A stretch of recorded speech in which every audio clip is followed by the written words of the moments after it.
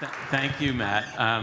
I'm tempted to begin by, those of you who might have young kids and watch Sesame Street by saying, there's 6 of us here, which of us doesn't belong? But that's pretty obvious.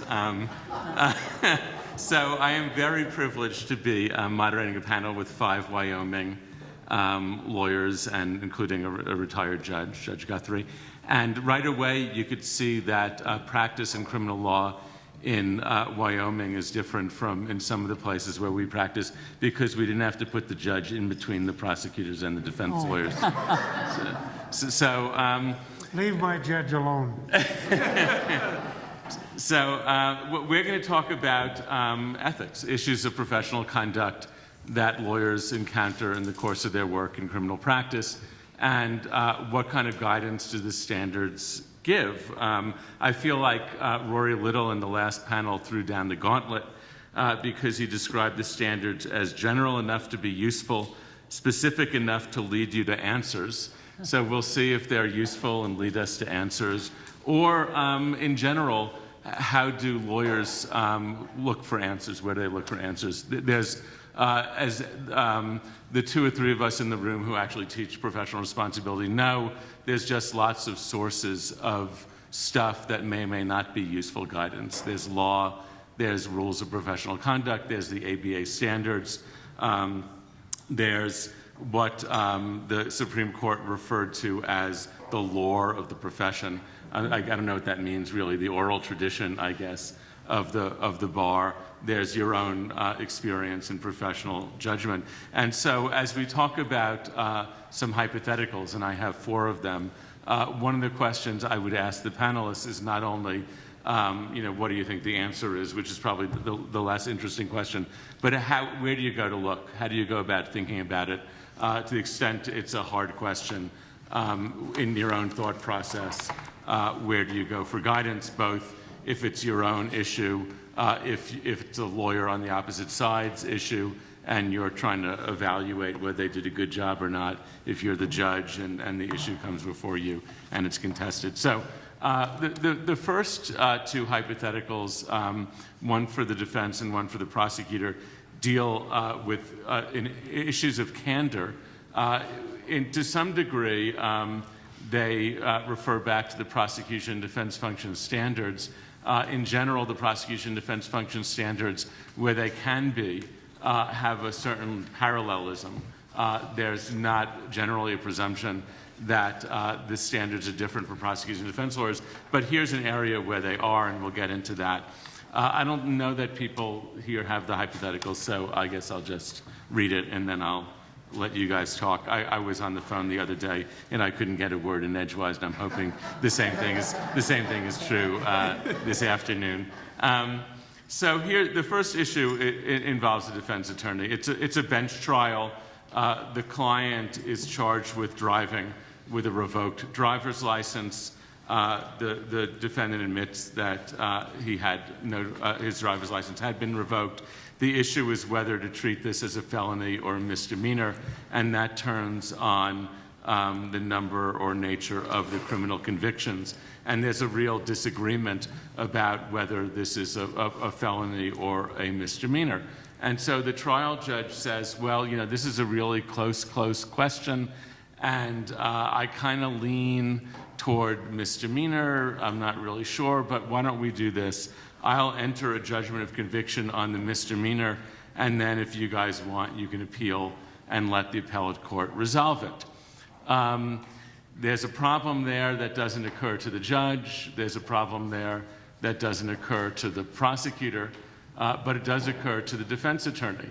And the problem is that once the misdemeanor conviction is entered, if the Court of Appeals thought this was wrong, it could not enter a felony conviction. That would be barred by double jeopardy. And so the defense attorney is sitting there, maybe with the standards app if we're in 2027, but it's it's 2017. So, and the defense lawyer is saying to him or herself, should I mention to the judge that this is a great plan, except it won't work because of something I know about the law that neither the prosecutor or judge has thought about. So let's start with the defense lawyers on the panel. Kerry and Terry, and either one of you who has sharper elbows can start first. This is an interesting dilemma, I think. You have an obligation to your client to protect them. But for me, when I read this hypothetical, I believe that I would tell the judge. I would say, I don't know that this is an appropriate disposition. I don't think it can be appealed because I believe that I have candor toward the tribunal is more important to me. And I probably would have discussed this with my client in some form and tried to get them to explain to them why I'm telling the court something that may be contrary to their interest. But for me, I believe in the candor to the tribunal would require me to say, hey, Judge, I'm not sure that we can do that. I think we need to address this a different way. But before you concluded that, would you look anywhere to rules, standards, case law, treatises, and novels, wherever people look? Facebook. They'll tell me whether I can or can't do that. Would you crowdsource? If it was something that I had it depends on when it's happening. If it's happening right then and there, we're in the courtroom and I'm trying to deal with it as we're standing there, I don't know, maybe I'd say, Judge, can I take a break? I would go look to the rules of procedure, my local rules, to see is there a way that we can appeal this? Is there some procedure maybe that allows the judge to do what they're trying to do? So I would look at a bunch of different places, statutes, rules, maybe my local ethics or the ethics in our state. I would probably talk to some of my colleagues, perhaps even talk to the prosecutor. I would say, hey, what are we, how are we going to handle this? Because this isn't. You would say to the prosecutor, I'm trying to decide whether to let the prosecutor and judge know that if the court enters a misdemeanor conviction, there'll be no appeal? Well, that would be a weird thing to ask the prosecutor, don't you think? Well, yes, maybe if it's that particular prosecutor. I don't know. I have a policy that I communicate with them. To me, this doesn't seem that difficult to me because I would probably advise the court. The court is going to do something that you're basing your opinion that we're going to be able to appeal this. This is not going to be an appealable issue. So, but I do struggle because there's my duty to my client causes me some concern there about what to do with that. Terry, do you view it the same way? Well, I think that I agree with one thing Kerry said. I don't think it's a difficult problem if you look just at the fundamental thing that you teach, the code of ethics for whatever state you're practicing in, because the code of ethics addresses that very question directly in saying that you must correct errors in the law as counsel if you're aware of them. And so as an ethical matter, you just have to do it. Then you come to the next question, am I going to violate my ethics? and that's a different question entirely. But I think that this one, and oddly enough, I actually had a circumstance in which something very similar to this occurred.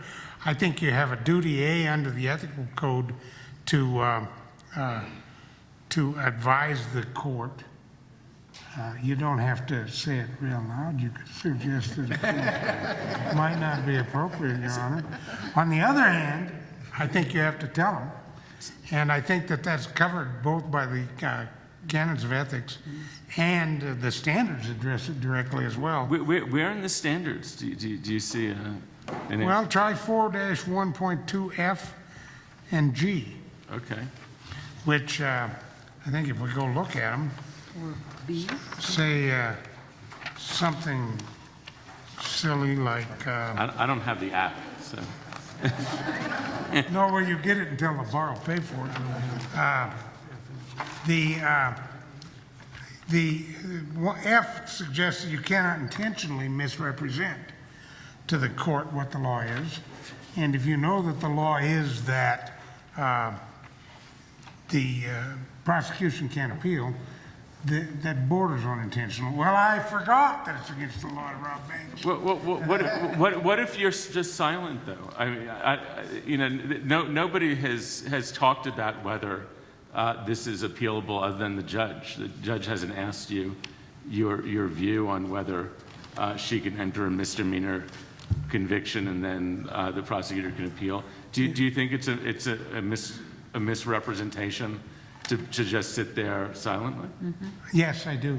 I think if you know, and your duty as a lawyer under the canons of ethics require you to disclose errors in the law to the court, and you don't say it, you have misrepresented what you know, and you've therefore violated the canons of ethics. So to me, that one, I wouldn't like it, and I would say to Your Honor, I think you're right, it's a misdemeanor. I don't know why we're going to fool around with this, but if you think you're going to let the prosecutor appeal this misdemeanor, you're not, and thank you very much. So since I didn't get the answers I was looking for, obviously I can't say to the prosecutors whether, do you agree or I guess you would be happy, right? I'm going to fake illness, spill my coffee, and leave. You know, a scenario like this is only going to come up in two places: a law school professor or the real world. I mean, how many of you in the real world, how often do all of you in the real world think, man, this reminds me of a law school final question? It's amazing how stuff materializes in front of our eyes that we never could have foreseen or anticipated. I don't know if I agree with Terry and Carrie. Now, you have to understand that when they come into the courtroom that I share with them, I'm terrified of them. And their opinions generally, I have more confidence in what they think than what I think. They're certainly giants, but their duty to zealously defend their clients is not lost on us prosecutors. I mean, they are the manifestation of that duty, if you want our opinion. And they're not going to race out there and cut their client's throat unless they know they have to.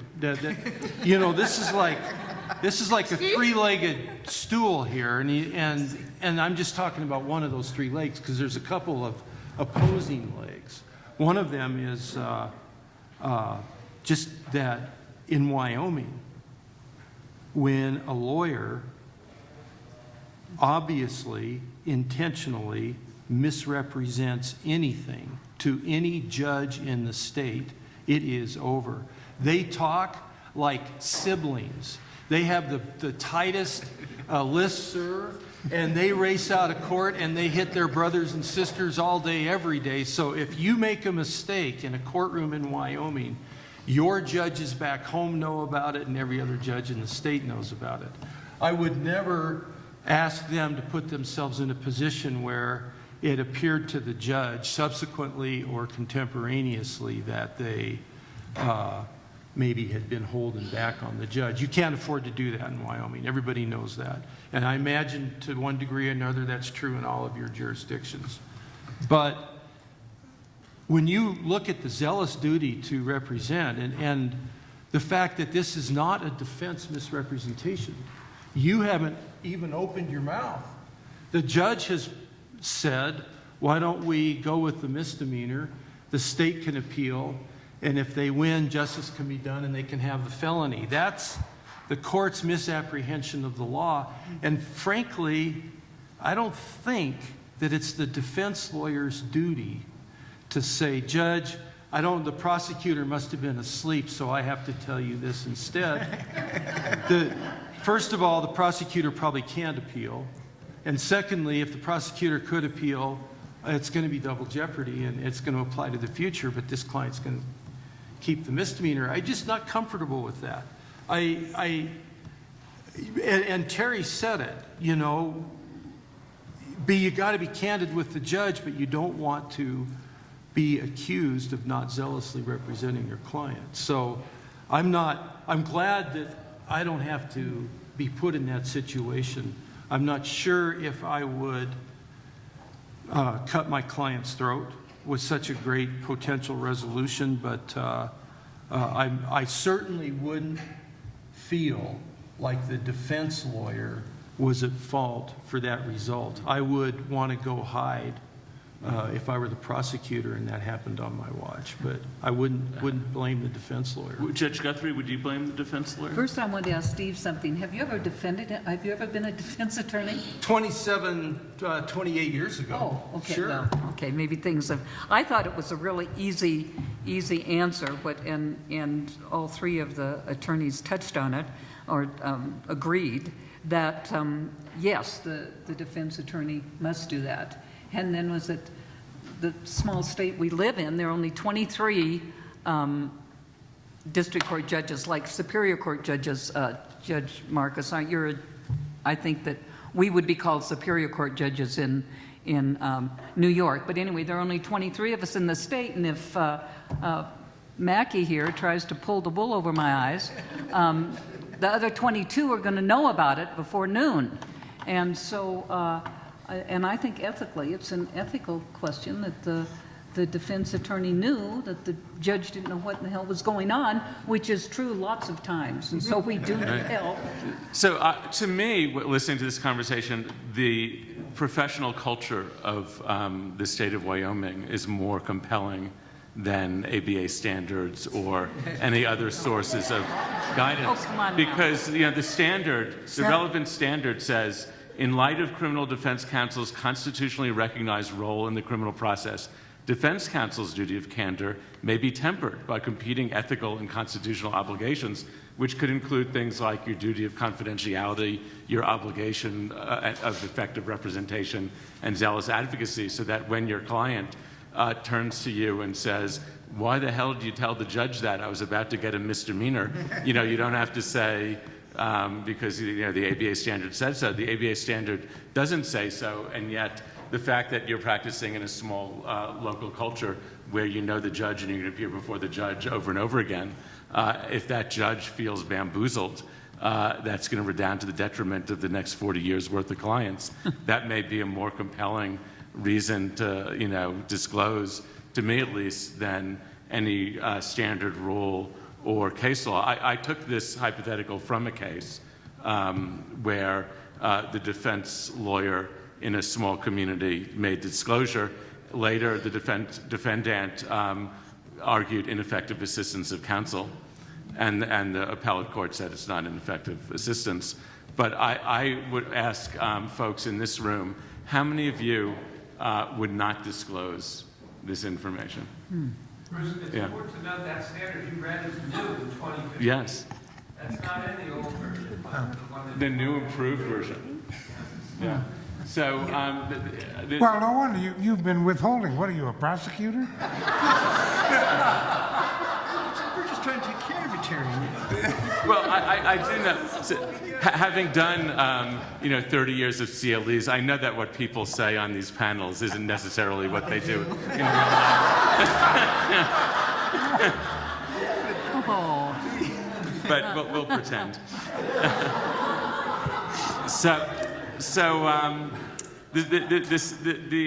The second hypothetical raises an issue, also ripped from a case, raises an issue of candor for prosecutors. So here, it's a rape case. The victim's account is that she was very violently physically raped. She was forcibly dragged into a stairwell. She tried to resist, unsuccessfully, biting and kicking and hitting, and she was left undressed, hysterical, physically and psychologically damaged. But when it went to trial the first time as a second-degree rape case, which was based on force, it was a hung jury, and the prosecutor decides to negotiate a plea to third-degree rape, which involves non-consensual intercourse, but not force, and agrees to recommend a sentence within the range of up to a year.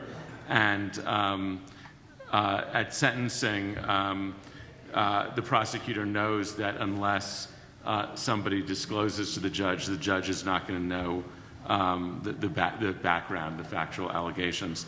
And so the question is whether, in order to get a plea, you can agree to withhold from or I shouldn't use that word, to not disclose to the court your own understanding of the facts as prosecutor, or whether, if you're not asked, or whether you have some duty to disclose this to the prosecutors. And I guess I'd start with either of the prosecutors. Mike? Well, yeah, and the duty of candor, it's reflected in the last one as well, but I think it's important to note that candor involves more than just waiting for the judge to ask the right question. Just as in the previous case, the previous example, when we expect people to act with candor, that doesn't mean we expect them to be honest with us if we ask the right question. We expect them to be candid with us. We don't use a selective version of facts, and at some points, omissions are the same as commission. You're essentially misleading the judge. And again, it's interesting how you view these things depending on your jurisdiction. I'm from one of the big jurisdictions in Wyoming. There's almost 75,000 people in my county. But still, I'm only appearing in front of 3 judges. Matt Riedel over there appears in front of 1. You could lie to him about the facts of the case once. That'll be about the last time you do it. But I think you got to be honest with them. You do have a duty of candor. But there's a second, I think, duty of candor present in the problem, or could be present in the problem. And that is, it says here the prosecutor knows. It doesn't necessarily indicate defense counsel knows this is how this particular judge looks at things. You have some duty towards the defense attorney not to have them give up a potential trial date and other things by saying, I don't think my judge is going to accept that deal. So I think there's actually perhaps a second problem with candor, but I think definitely to the judge, you would have to omit so many facts it's the functional equivalent of misleading the court. So I guess I'd ask you, so where do you get this idea? Is it from, again, reading a rule, reading case law, reading ABA standards, reading, you being tutored as a young prosecutor when you were, sitting at the knee of older prosecutors? Where do your views on this come from? Okay, well, the only older prosecutor I know is Matt Riedel, so he's stuck. But no, a lot of it came from, one, the duty of candor towards the tribunal, just the standard rules, and as well as standards like this, and it's reflected also in some of the NDA standards as well, the National District Attorneys Association standard. And so, and the rest of it, a lot of this, as you heard from this panel already, is really the atmosphere in the community you practice in. It's such a close group. If you're not fully, well, the truth is my judge probably tried this case, so I'm not going to have to tell him about the facts anyway. Or certainly the other judge in the office 30 feet away tried it. So they're going to know anyway. So this is a little hypothetical for me. An urban hypothetical. Yeah, this is if you're sitting in Chicago, if you're sitting someplace like that, yeah, this could be a real issue. But I think you have a duty to be honest with the judge, because the other thing is you also have to think about other people you can hurt by a lack of candor, one being your victim. And the second being is if you're misleading defense counsel into thinking his client has a deal that you know the judge is never going to accept, there's a problem with candor there too. Steve, do you see it any differently? No. About all I could add is that I would do what virtually all of Wyoming's prosecutors would do if they had that question. We'd call Riedel or we'd call Blonigan. I mean, that's what we do. They represent to everybody in our little fellowship the sort of the zenith of both knowledge and experience, and we talk to each other too. So I'd call and Mike would tell me or Matt would tell me just what he told you, and then that's what we do. I think there are local variations. Locally, like Mike pointed out, everybody who reads the paper would know the facts of the case in this town. And so I don't think that particular problem would ever befall me. But the same fundamental realities that populated your first scenario, just because you're looking at the other side, which arguably has a higher duty of candor, doesn't change the practical realities. You would not get away with failing to disclose all of the warts and ugly aspects of your case, even those that arguably suggested your resolution was not appropriate. And in most of the jurisdictions in Wyoming, you wouldn't be able to anyway.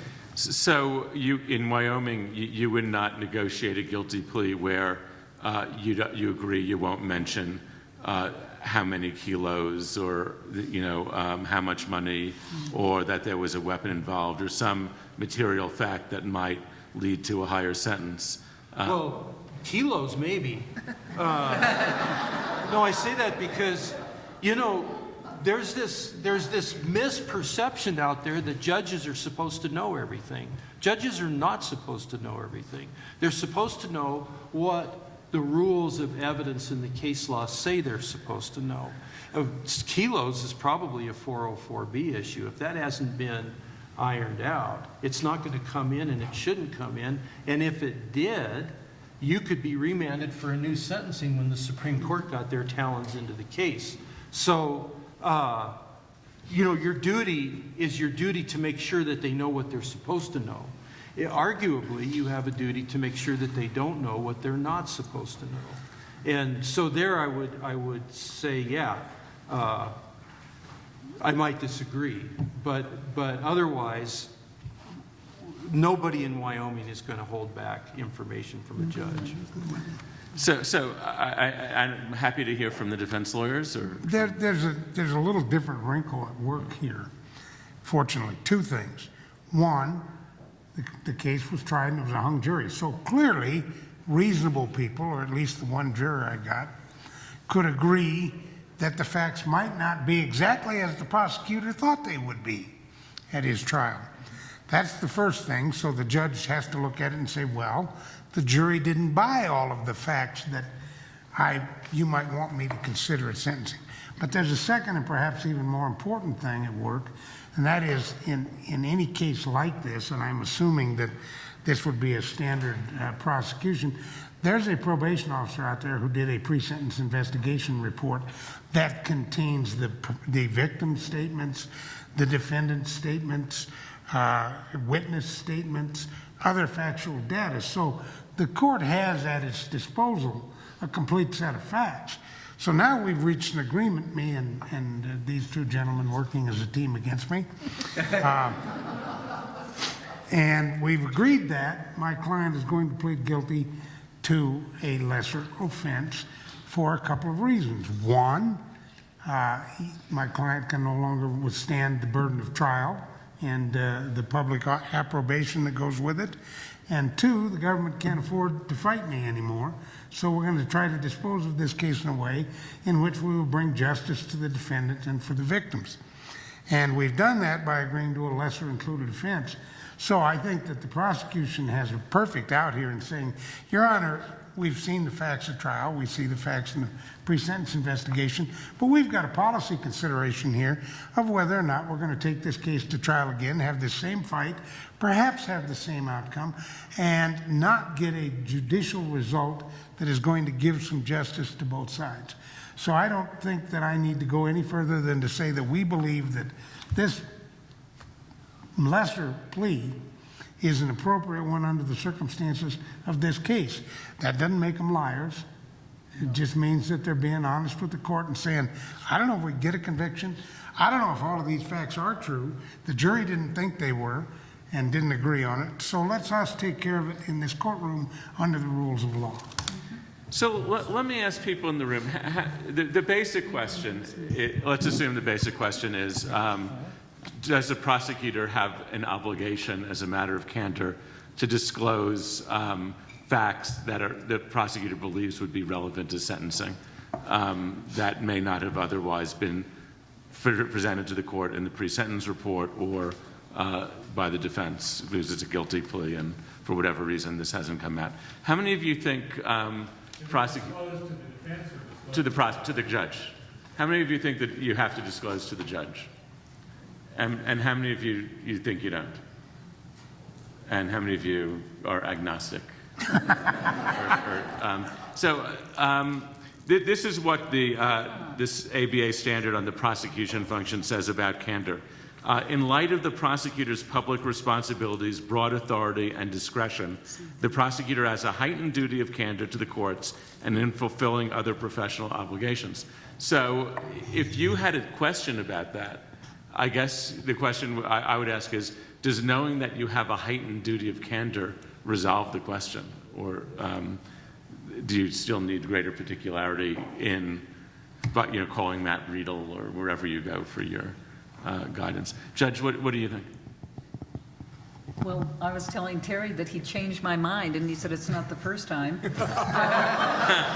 Which is true, to have Terry Mackey or Kerry Johnson, anyway, changing my mind. I think that because I say the majesty of the law, the prosecutor has everything going for them. Now, maybe Mike and Steve don't believe that, but they do. They have, and when I was a prosecutor, I just felt really lucky, the white hat and all that. But that I think that there is a heightened duty and that should be revealed.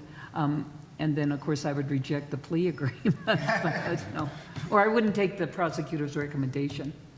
But, so you didn't. The case that I took this from, if I remember correctly, and was not in Wyoming, took the view, the appellate court took the view that the prosecutor doesn't have to volunteer the information, but obviously, if asked by the court, would have to. But I think that's a little strange, because if you know that this is important information for the judge, why put the burden on the judge to ask the question, right? And once the judge knows that she's in a jurisdiction where prosecutors withhold material information unless you ask, then I guess you start asking, which kind of defeats the purpose.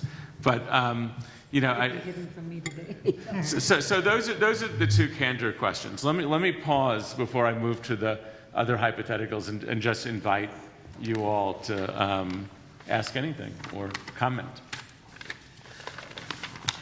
Nobody's accepting my invitation.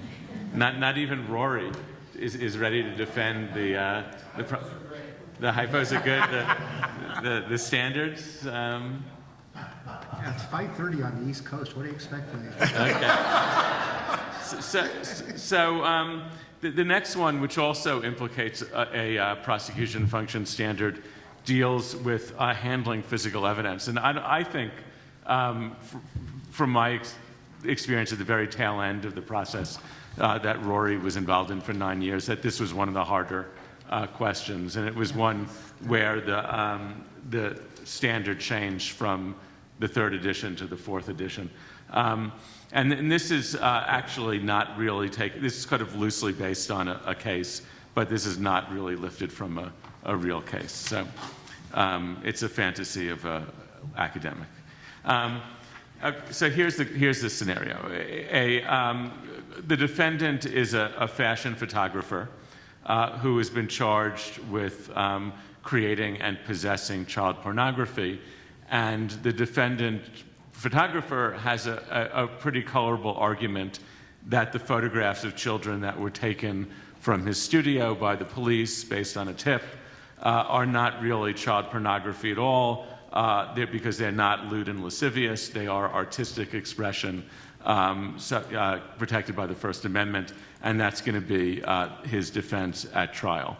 And so there's no question that he took the photos, there's no question he possessed them, but whether or not they're child pornography is going to be the question. Fast forward, his wife, who has not been charged, visits her own lawyer and says, I need some advice. I found these photographs around the house. They're different from the ones that the police seized. The police don't know about them. And take a look, they're a whole lot worse than the ones that the police seized. More likely to be child pornography, less likely to be artistic expression. And she says, let me hand them to you, take a look at them. I'd like your advice about what I should do with them. I sure don't want to hurt my husband's defense. Either defense lawyer? First of all, I wouldn't ask her to hand them to me. I might suggest she lay them on the desk and we look at them together.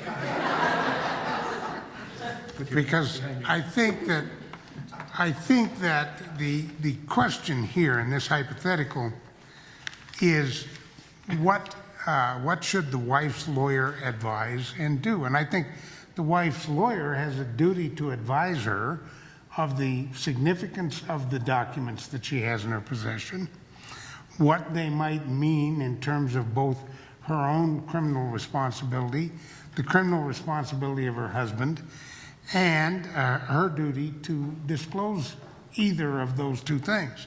And of course, she has the right to remain silent as to her own responsibility, and she has a spousal privilege as to her husband's responsibility. And so one of the options she has is to seek other counsel.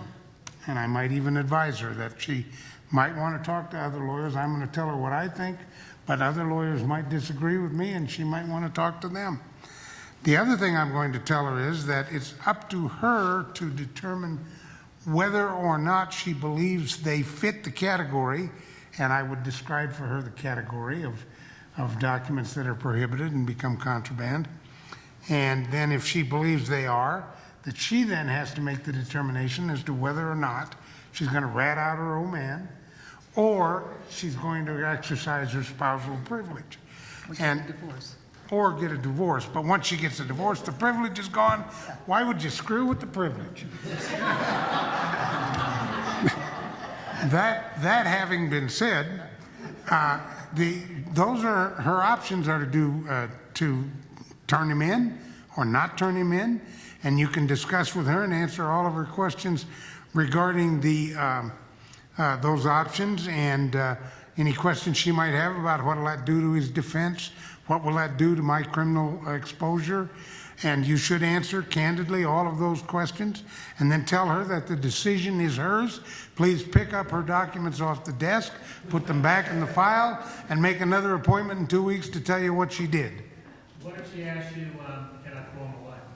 The answer is, if you throw them away, you are perhaps exposing yourself to obstruction of justice charges or something similar to that, or accessory after the fact, those kinds of charges, and that those criminal exposures might result in charges against you.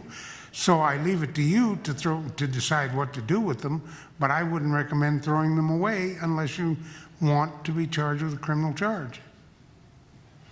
But all I can do is recommend to her. I can't make her do anything, and since I've never possessed them, I can't do anything with them.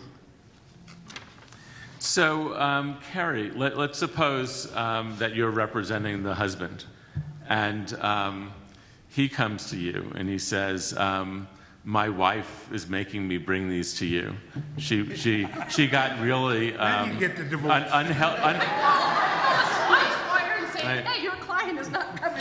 She got really unhelpful advice from her lawyer, and shoved them in my pocket. And take a look at these. Tell me what you think and what I should do with them, or maybe you could just figure it out for me."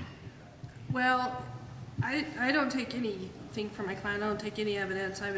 I'm with Terry. Like, do not hand those to me. Are you saying you literally never take anything from your client? A retainer, I assume. But okay. The drug money you always get comes over. So you take nothing? Well, crap, but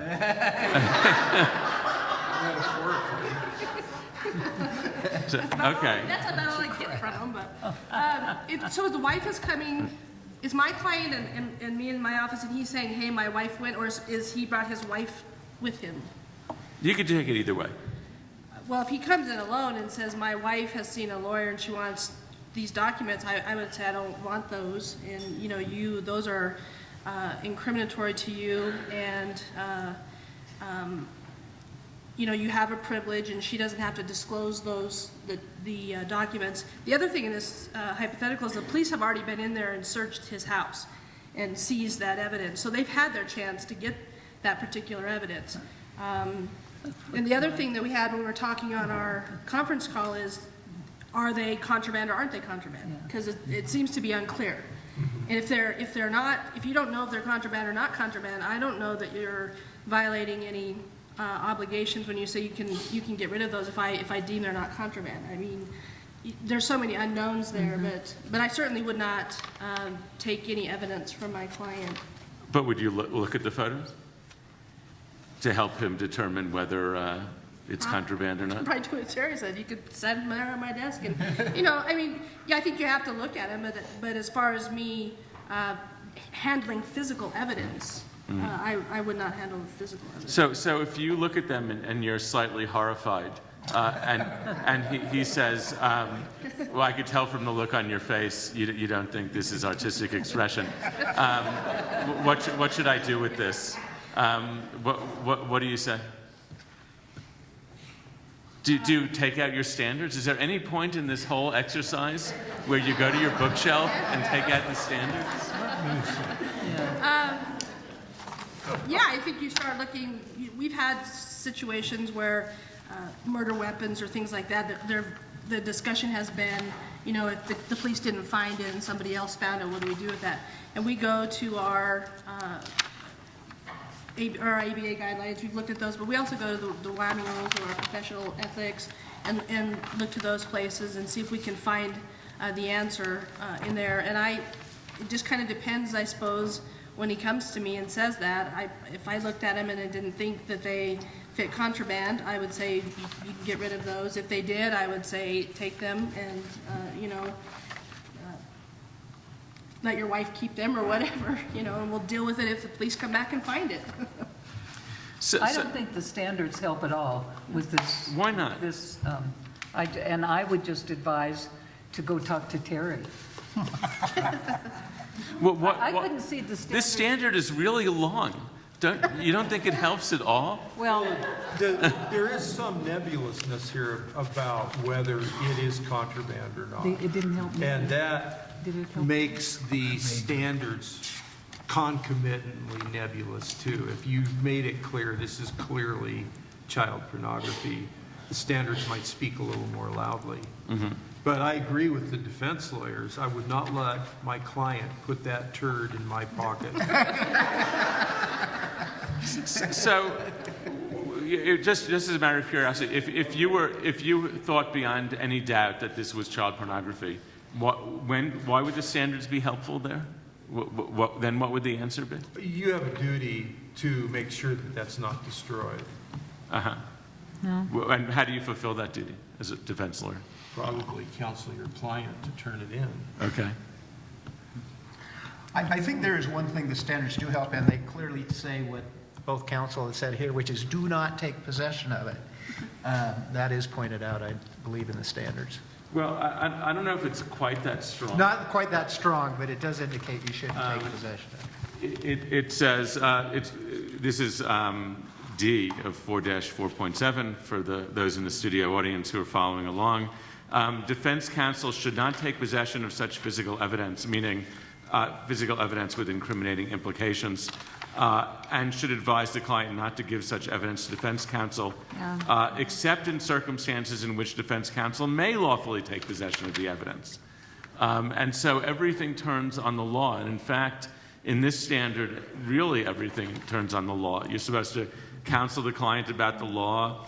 You're supposed to tell the client what she can lawfully do and not encourage her to destroy things if she can't destroy them, but you can tell her she can destroy them if she can destroy them lawfully. Well, and so everything punts really. I think H also kind of addresses that same question, Which one? H? Bruce, where it says that the client will, if the client consents to my taking possession of those documents, then I'm bound to comply with the law, but I need to advise the client what the potential outcome of my taking possession of those might be, and leave that decision to let me take possession of them to the client, recognizing that I may very well have to address this issue in a separate and different way. So I guess I'd ask the prosecutor, so let's suppose that you later learn that defense counsel advised the client, you don't think this is pornography, you think it's artistic expression, therefore you can destroy it. Are you talking about the wife or the defendant? Either. Why does it matter? Well, the defendant's on trial and he's going to keep his mouth shut because In a case like this one you just described, he ain't testifying. Right, right. So Really? that's not going to be an issue. Not even about his understanding of the art world? And, No, no. What part of he ain't testifying did you miss? So, but if it's the wife, let's assume that Terry's representing the wife's lawyer, gives her various advice, doesn't say don't destroy it, just talks about options. She comes away with the idea that destroying it is one of the options because it's one of the things he put out there as a possibility. And you as a prosecutor think, beyond any question, this is pornography. You now have the negatives, so there's no question about what the photos were, and you're not too happy. Would you consider at all ever contemplating prosecuting a defense lawyer for giving that kind of advice, or would that just be you diminish the number of Wyoming defense lawyers by 10%? That would be too much of a blow to the. You have Kerry, but I ain't going with you. I mean, or would you just say, look, I know these lawyers. They're good lawyers. What do I care? I can't imagine prosecuting a lawyer. I really can't. I mean, if you went around prosecuting every defense lawyer that didn't know the law, we'd run out of time. But no, also, I'm not sure what that's supposed to accomplish. I might have a conversation with him, though. So there was just an article this week, some of you may have seen it, about a paralegal in New Orleans who was prosecuted allegedly for impersonating a law enforcement official. She was acquitted. It was all a big mistake. The prosecutors ruined her life. And the proof in the pudding is that she left New Orleans, left the defense, and came to my university to study social work. Which was not in the article. But in any event, but again, I think there's a big cultural difference as you go around. Well, there is one other option, though, that I think the prosecutors probably would consider. And that is, while you might not prosecute the defense lawyer, you might very well file a grievance with the bar in regard to his law practice.